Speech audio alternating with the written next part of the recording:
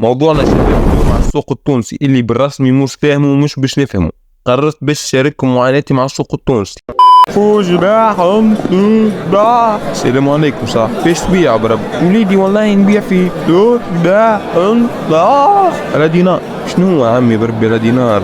يا خويا ماني قلت ليك نبيع في فوجباهم تباع. بيك عمي تحب كاس ليموناضة باش تسرح بيه قرجومتك؟ خاطر والله تو فهمت يا وليدي، ماني قلت ليك نبيع في تباع باش تبيع في يسكر فمك على يا ربي. نمشي نشوف واحد خير لي انا تو ما نبقى واحد معادي.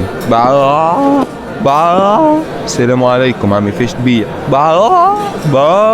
فاش عمي بربي تنس يا اخي. انا سوق وليدي وين عم طلع شو ثبت مش في الراس دي. هي هذي عم طلع شو اسمي سي بوخشبة. في شنو بوخشبة تعرفش كيفاه عم بوخشبة؟ فدك عليك انا المشني راجل يجي للسوق يعطيني كان كما كنتوا تشوفوا شباب في معاناتي مع السوق. A few moments later. وبعد ما روحت من السوق وانا راكش في بيتي نسمع في واحد متعدي من الحومه يحكي كيف وما طلع فاش يخرف. وانا هكاك مشيت لماما وسألتها، قلت لها شكون السيد هذا؟ جاوبتني قالت لي يبيع في الجوال دينار. ومن الفرحه تعرف شباب مشيت رقدت. وبعدها اكتشفت انه البياعة هذوما تفهمهم كالأم. وبربي الرسالة هذه موجهة لكل واحد نصاب يخدم في السوق. شبيك انت تتكلموا هكاك تقول بيرشني عنده شلل في لساني؟ بربي جاوبوني والله تاني قص بربي قص عليا بعد شي